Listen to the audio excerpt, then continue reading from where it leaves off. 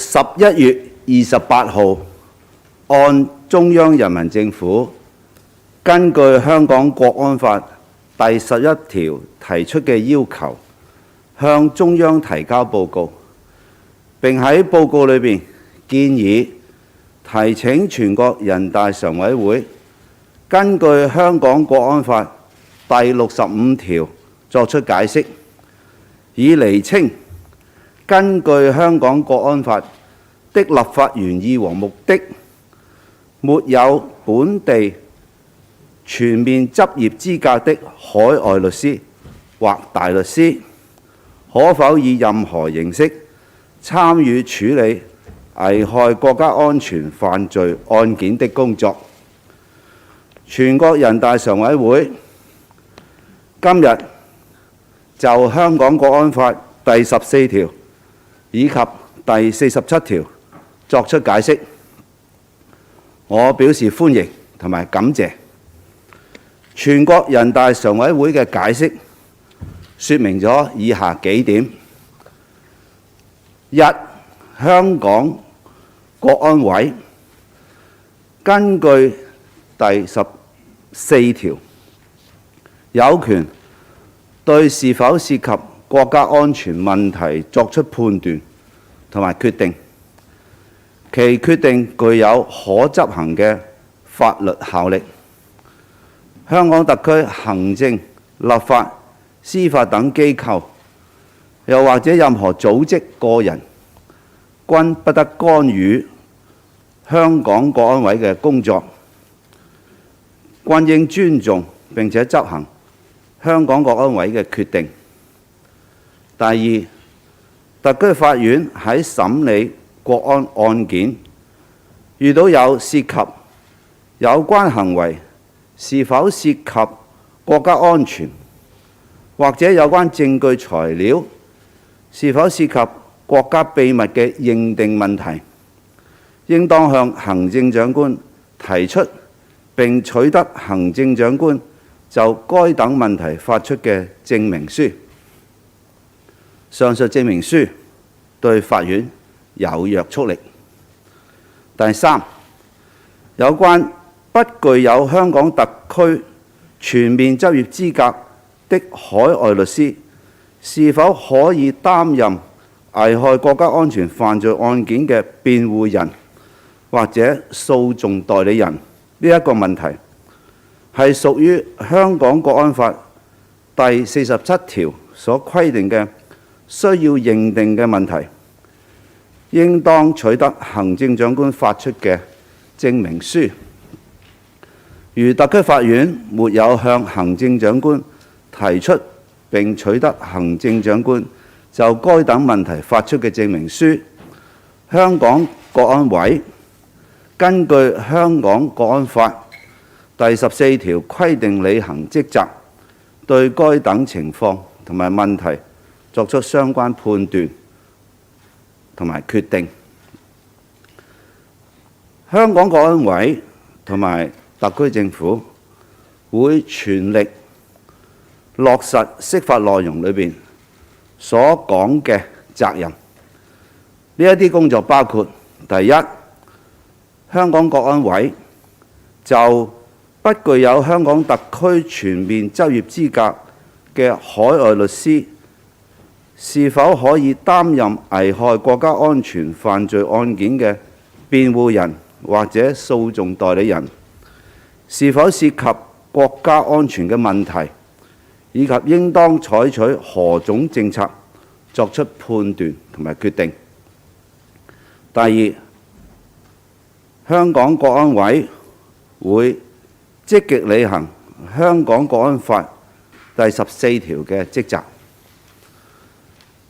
包括：一、分析研判香港特別行政區維護國家安全形勢，規劃有關工作，制定香港特別行政區維護國家安全政策；第二，推進香港特別行政區維護國家安全嘅法律制度同埋執行機制建設；第三，協調香港特別行政區維護國家安全嘅重點工作同埋重大行動。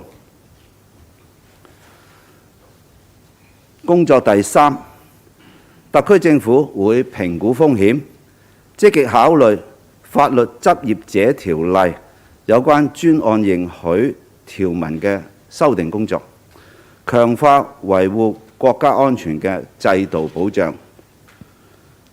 第四，特區政府會履行《基本法》第23條嘅憲制責任，同埋香港國安法第7條嘅規定，盡早完成有關維護國家安全嘅本地立法，並且按照香港國安法實施同埋維護國家安全嘅新形勢、新要求，完善本地相關法律，充分運用本地法律解決香港國安法實施裏面遇到嘅有關法律問題，有效防範、制止同埋懲治危害國家安全嘅行為同埋活動。全國人大常委會根據憲法同埋香港國安法賦予嘅權力，解釋香港國安法嘅條文，明確咗相關條文嘅法律含義，確立原則，確保特區各個機關更準確履行香港國安法規定嘅相關職責，對進一步完善特區維護國家安全嘅法律制度同埋執行機制，以及有效維護國家安全有重大意義。釋法體現咗法治原則。全國人大常委會作為國家最高權力機關嘅常設機關，按憲法同埋香港國安法對法律嘅解釋有最高權威性同埋約束力，而香港特區法院按基本法獨立行使審判權同埋終審權，呢一個憲制安排充分體現咗全國人大常委會嘅釋法權同埋香港法院嘅獨立審判權同埋終審權，喺特區法律制度裏邊各自履行佢職能嘅法治原則。釋法亦都清晰展示咗香港國安法同特區現行嘅普通法制度嘅銜接同埋兼容。國家安全係頭等大事，維護國家主權、安全同埋發展利益係一國兩制方針嘅最高原則。香港特區堅決維護國家主權、安全同埋發展利益，堅決維護香港國安法嘅權威，堅決依法履行維護國家安全嘅職責同埋義務，確保一國兩制行穩致遠，香港長期繁榮穩定。現在係記者答問嘅環節，請你先講出你代表機構嘅名稱，每位請發問唔多於2條嘅問題。前邊白色衫。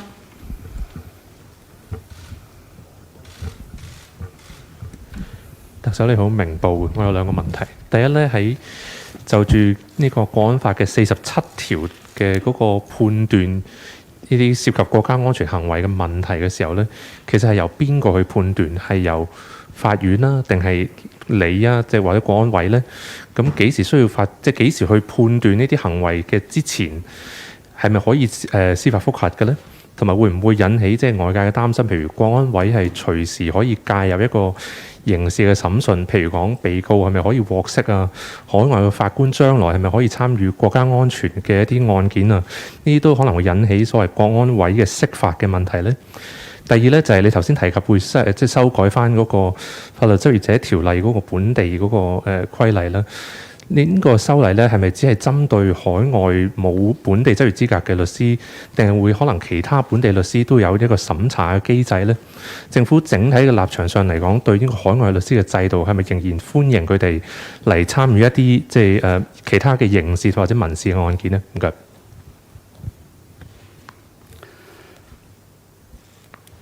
根據國安法第47條。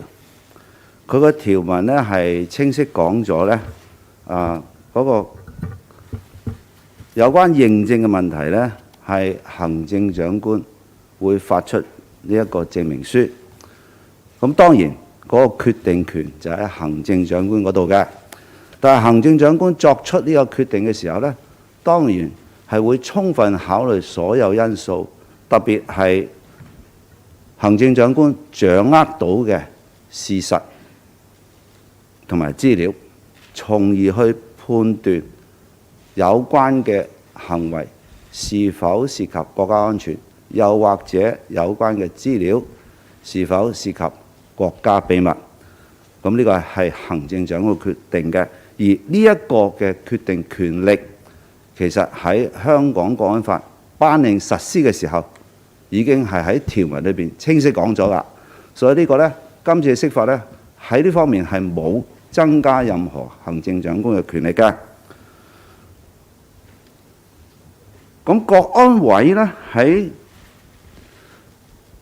佢嘅權力呢，亦都清楚喺我哋國安法第14條裏邊呢係講述咗嘅。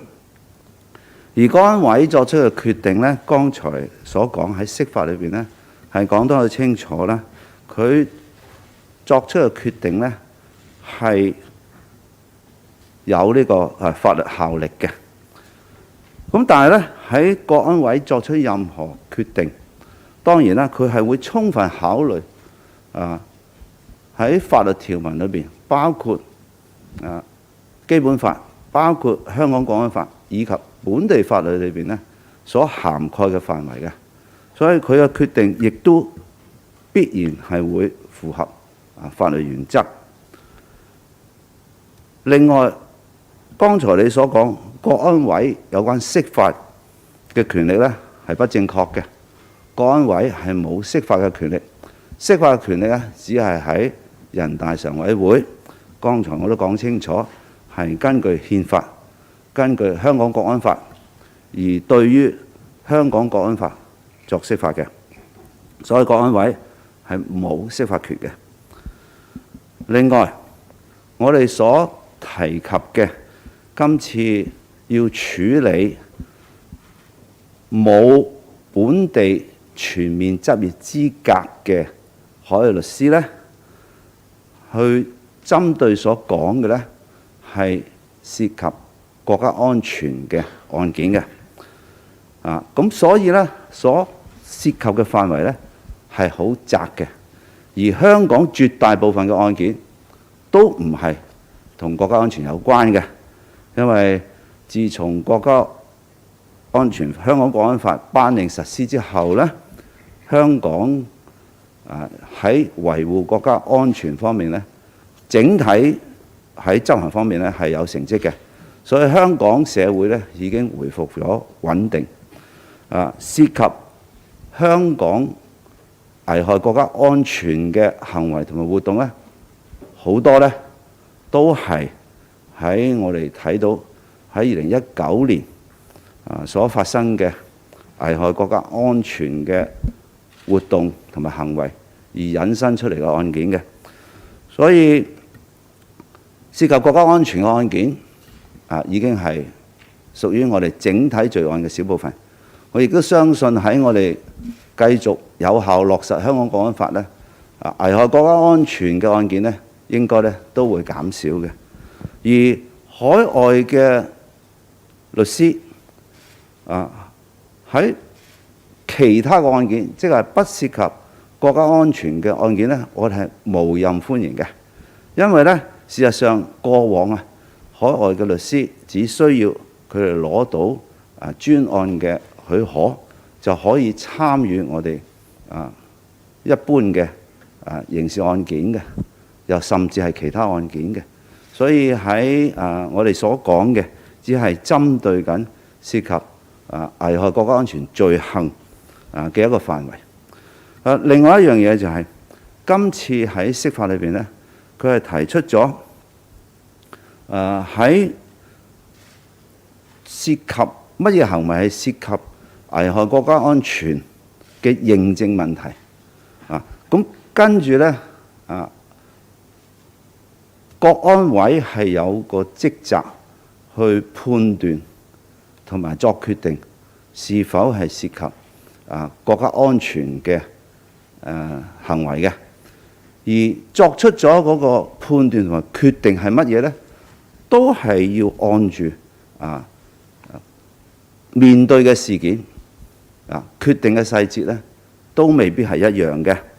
咁所以呢，我哋係喺非涉及國家安全嘅案件裏邊呢，無論嗰個我哋將來嘅法律修訂係點樣呢，我哋都唔影響代嘅律師喺當佢哋獲得法庭批准嘅專案許可之下，參加非國家安全行為罪行嘅案件嘅。所以咧，我哋要明白今次係所針對性嘅咧，係一個好指定嘅範圍啊。咁我哋完全係歡迎海外法官喺符合要求而又係獲得法庭批准佢專案許可嘅情況之下呢，嚟到參與香港嘅法律工作。好，下一條提問。前邊黑色衫西裝。行政長官你好，中央廣播電視總台記者。回歸25年嚟呢，全國人大常委會6次對基本法作出解釋，涉及到居港權啦、政制改革啦、特首任期等等問題。咁人大釋法可以話已經成為咗香港回歸之後法治嘅重要組成部分。咁你認為呢，全國人大本次釋法呢，佢點樣能更好咁去釐清到香港國安法嘅立法嘅原意同埋目的，去確保國安法喺香港得到完整準確嘅落實呢？唔該。首先喺香港國安法頒令實施之後呢，大家都睇到呢，整體香港嘅危害國家安全行為係受到控制嘅。香港社會呢，大致係回復平穩安全，市民呢，可以係進行自己日常嘅正常嘅社交活動日常嘅生活等等。所以喺我哋實踐香港國安法嘅成績嚟講呢，我覺得香港整體呢係達到我哋預期嘅成績嘅。咁但係呢，喺國安法頒令實施之後，喺我哋實踐嘅過程呢，出現一啲新嘅問題或者對於有關嘅條文嘅解釋呢，社會可能有不同意見，而全國人大常委就香港國安法嘅條文作出解釋嘅重要意義係咩呢？第一，因為佢係我哋國家嘅最高權力機構嘅常設機構，對於解釋法律嘅權呢係屬於最高權威，而且有約束力，咁係可以一錘定音，唔需要喺社會裏邊咧作出任何爭議啦。呢個第一點。第二點呢，今次嘅釋法呢，你睇到係喺指定範圍，去針對性嘅去處理某一個原則嘅，佢亦都唔係針對個案去作釋法嘅。而呢個原則呢，的確係釐清咗特區喺履行維護國家安全責任方面嘅法律責任同埋法律嘅義務嘅。咁所以呢，對於整個特區，呢個係包括行政機關、立法機關同埋司法機關呢，都好清晰咁等我哋知道喺有關呢方面，我哋真真正正應該點樣履行我哋嘅責任。而且今次嘅釋法呢，亦都明確講咗香港特區國安委嘅責任同埋佢嘅職權。咁所以咧，喺我剛才講咧，我係會積極履行香港國安委喺第14條需要履行嘅職責嘅。咁呢個包括咧，我哋係會好積極咁咧，去針對我哋建立一個完善嘅法律制度同埋執行機制咧，係推動呢方面嘅工作。而今次嘅釋法咧，係正正令到我哋咧，喺面對新問題嘅時候，原則性俾咗一個好清晰嘅內容啦，同埋路徑啦，俾我哋向住履行維護國家安全嘅任務咧，全力去實施到香港國安法嘅立法原意同埋目的，所以係有助整個特區喺履行維護國家安全嘅責任同埋義務嘅。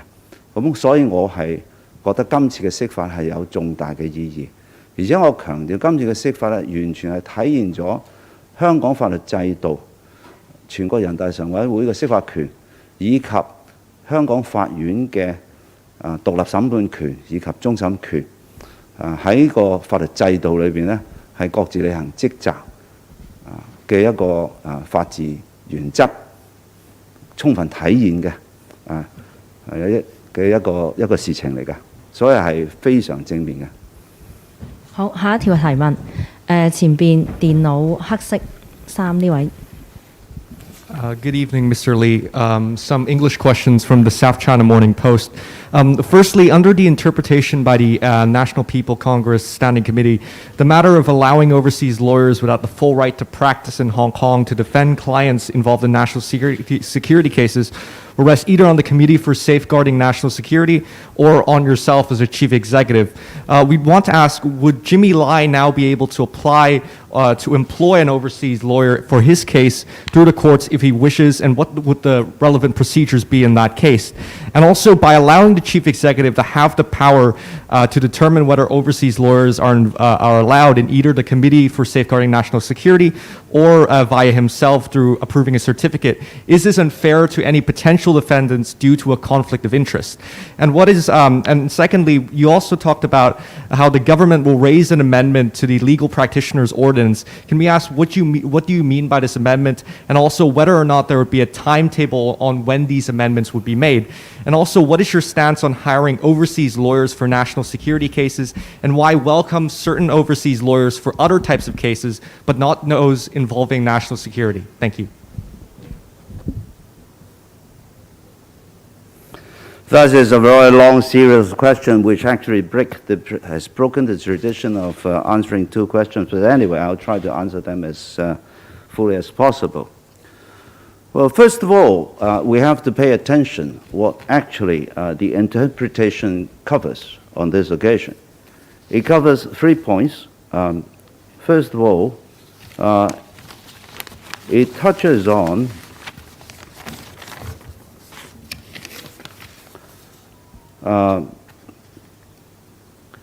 the duty of the Hong Kong SAR National Security Committee's duty and functions. And it also talks about how Article 14 and Article 47 can be used to do the certification of an activity, whether the activity relates to national security or whether the information concerned relates to national secret. So it is an interpretation to allow us to understand more how the national security law actually means in these areas. So in regard to your first questions about Jimmy Lai's case, the interpretation, first of all, doesn't deal with a particular case. The interpretation deals with principles. The principle of how Article 14 and Article 47 should be applied so as to help Hong Kong solving the problem it faces. In fact, it is a principle that should be applied to solve other problems that may arise in the Hong Kong SAR implementation of the Hong Kong national security law. So it is principle, it is not case that the interpretation deals with. So it will be up to Hong Kong to make use of Article 14 and Article 47 to deal with the case concerned. What it means is, in respect of this case, we are dealing with the issue. I mean the Hong Kong SAR, is dealing with the issue whether an overseas lawyer who hasn't got full practicing rights or qualifications in Hong Kong should be allowed to take part in any national security cases. So it will be up to Hong Kong SAR itself to deal with that issue. That means the Hong Kong National Security Committee will have to examine the issues and then make a judgment and make a decision as to how this matter will be addressed. The second thing is the Hong Kong SAR itself, particularly the government, has the responsibility to fulfill its obligation to protect national security. So Hong Kong SAR government can and should also exercise its duty to look at how and what we can do to address the question whether an overseas lawyer or barrister who hasn't gone full practicing rights in Hong Kong, whether he should be allowed to take part in a national security case, taking into consideration all the risks that may be involved. And then the Hong Kong government should examine the way to deal with it.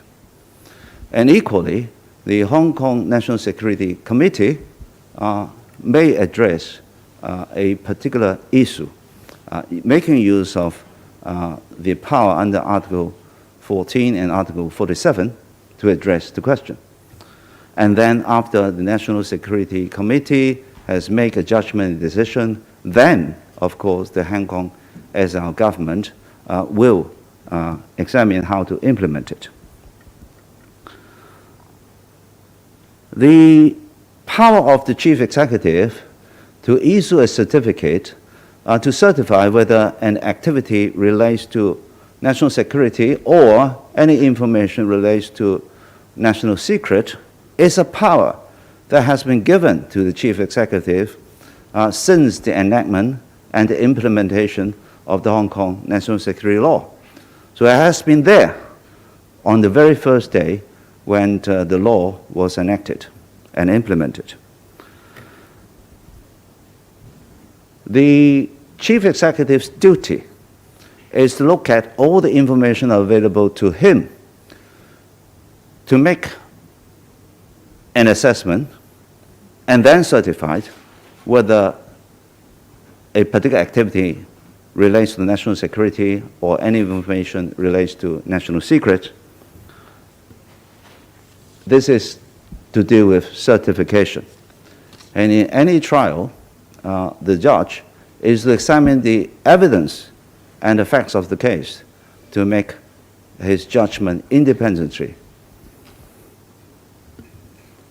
So the certification is a fact that he will take into consideration, but whether a person is to be found guilty or acquitted will be based on the evidence and the facts that are presented in the court for the judge to make his independent judgment, free of interference. The third thing is regarding the examination of legal practitioner ordinance to see whether there is a need to amend it. Of course, the Hong Kong SAR government, in fulfilling its obligation to protect national security, have to weigh on the risks whether such participation by an overseas lawyer or barrister without full practicing rights, looking at the potential risks, and then see whether we should amend the legal practitioner ordinance. When there is a decision to amend it, and of course then it will be through a bill presented to LegCo for it to be considered in accordance with LegCo procedure. But I must emphasize, what I'm talking about and what the issue in front of us is a very small area, i.e., looking at an overseas lawyer or barrister without full practicing rights or qualifications, whether they should be allowed to take part in national security cases. Beyond national security cases, then they are most welcome, provided they satisfied the procedure to obtain an ad hoc admission approval by the court. As regard timetable, we will very quickly look at all the risks, as I have mentioned, and if the decision is made that we should proceed with the amendment, then of course we'll do it ASAP. Your last question is about overseas lawyers or barristers practicing in cases other than national security cases, then I have already answered it. They are most welcome, and there has been the practice before, provided they satisfied all the requirements and procedure and obtained the High Court's ad hoc admission approval. 好，時間嘅關係，我哋答多兩條問題。前邊黑色衫女記者。你好，特首星島嘅。今次釋法咧有兩條，包括國安法第47條咧，就係由特首發出呢個證明書啦，同埋第14條都係嘅國安委都係由特首擔任主席嘅，即係兩條其實都係由特首你掌握最終決定權啦。咁請問你決定嘅準則係咩啦？同埋擔唔擔心你話掌握嘅事實啊同埋資料唔準確，即係令你嘅決定有誤差啦，同埋你每次決定會唔會首先係向中央尋求意見？同埋另外啦，有議員就話即係可能釋法會出現後遺症啦，令外界擔心香港嘅司法獨立受到影響啦。你預計會唔會出現後遺症呢？你覺得法律界會唔會有反彈？唔該。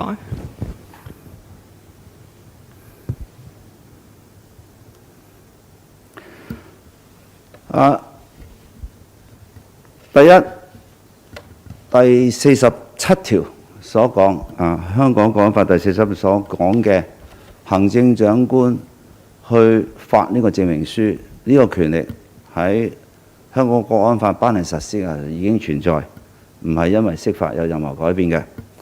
第二，喺第14條，香港特別行政區維護國家安全委員會佢有不同嘅成員嘅，呢個包括有3位司長，有保安局局長，有3位處長，有特首辦主任，亦都有由中央委派嘅國安顧問。咁所以國安委係由行政長官做主席，但係國安委所作嘅決定，亦都係國安委嘅整體決定。唔係一個人嘅決定嚟㗎，所以國安委嘅決定係屬於國安委成個委員會嘅。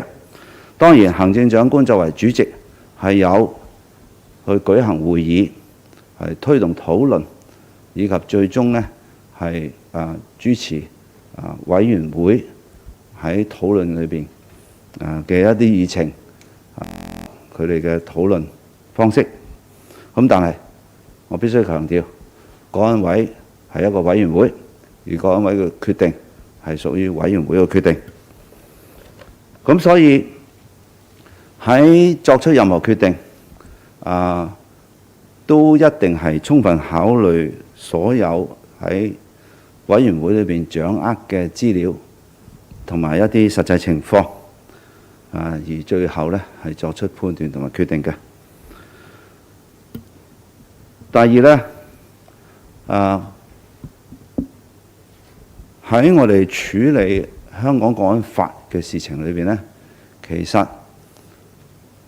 維護國家安全係中央事權，中央呢係信任特區，所以授權特區經過香港國安法，授權特區去處理維護國家安全嘅一啲案件。咁所以呢，香港特別行政區喺呢個授權之下呢，係會根據住法律嘅原則以及所掌握嘅證據呢，係作出決定嘅。另外呢，今次嘅釋法呢，我剛才都講啦，係充分體現咗係我哋嘅法治原則嘅。我哋係充分咁體現咗喺不同方面喺我哋香港嘅法律體制裏邊係各自執行職權嘅司法精神，法治精神。呢個包括係咩呢？係全國人大常委會佢嘅按住憲法同埋香港國安法嘅釋法權。而香港嘅法院呢，係按住基本法，亦都係按住香港國安法呢，去行使佢哋嘅獨立審判權同埋終審權。呢個正正體現喺我哋整個香港法律制度喺處理危害國家安全罪行方面嘅履行嘅法治原則。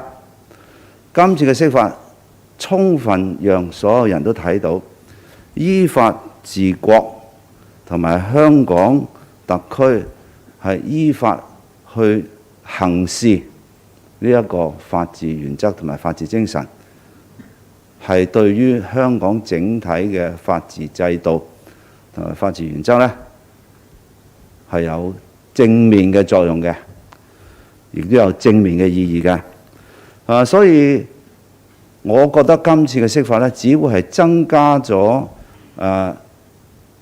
市民又或者國際人士呢，去更加了解喺香港國安法嘅實施裏邊，我哋係點樣慎重兼且係重視法治原則，以及係堅持去維護被告人嘅權利嘅。包括佢有公平審訊啦，包括佢喺法律上邊應該享有依法嘅權利同埋自由嘅。咁所以你睇今次釋法嘅範圍呢，亦都係好有指定性同埋針對性嘅一個範圍，係制定原則，唔係處理案件。呢一個呢，充分係體現咗喺我哋整個國家安全執法嘅過程裏邊呢，係重視法治原則，所以我會覺得係一個正面嘅作用嚟嘅。而且我相信呢，法律界呢更加重視我哋喺執行任何嘅責任或者職責嘅時候呢，係依法行事嘅。今次呢，正正係依法行事嘅一個好清晰同埋全面嘅表現嚟嘅。我哋答最後一條問題。後邊粉紅色衫戴眼鏡記者。Thank you. Good evening, Mr. Lee. 2 questions from AFP. First of all, according to the interpretation, the matter of overseas lawyers representing defendants in national security cases is just one of an unspecified category of national security matters that may up to you and the National Security Committee's assessment. So, even you said that the national security cases is just a very small area. Is it that in that area, the National Security Committee has become a court above all courts in Hong Kong, and you, as the chairman of the committee, has become a judge above all judges? Second question. You said that in non-national security cases, overseas lawyers are still most welcome to practice in Hong Kong. However, we all know that national security cases in Hong Kong do not only cover NSL crimes. It may also cover sedition, for example. So can you once and for all tell all the overseas lawyers what are non-national security cases in Hong Kong? Or, in an opposite way, what are national security cases in Hong Kong? Thank you.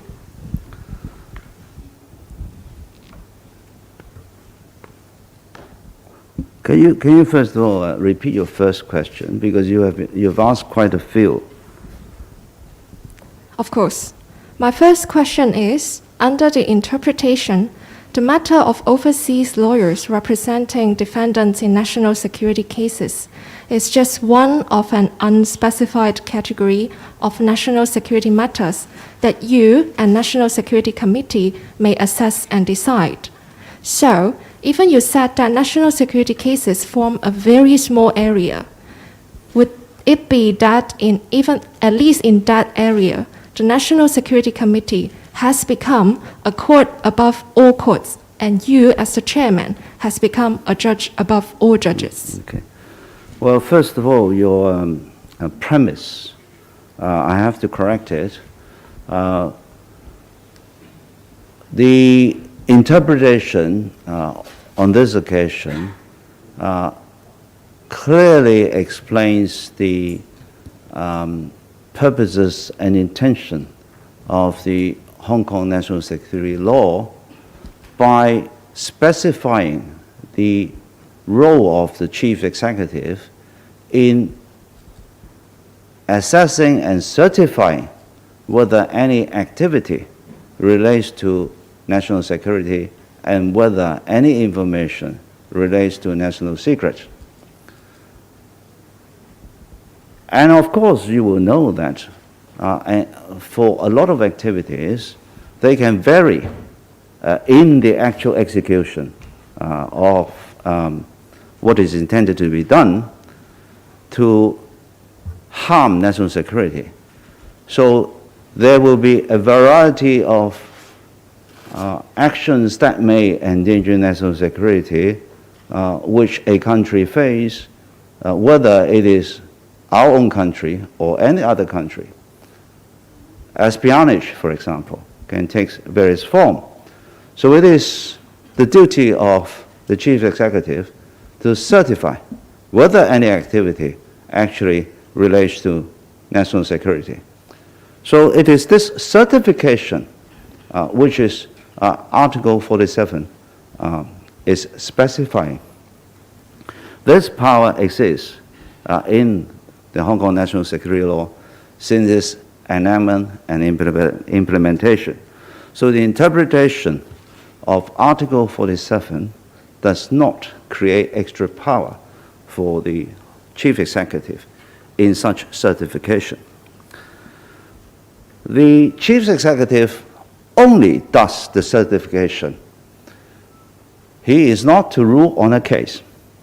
All cases are ruled by judges in court in accordance with the law and the evidence and facts in front of the judge. And each case, the defendant is fully represented by lawyers chosen by him who will be arguing the case on his behalf. So the chief executive doesn't play judge at all. So it is a wrong premise and it's a wrong interpretation. And since the chief executive is not a judge, so there is no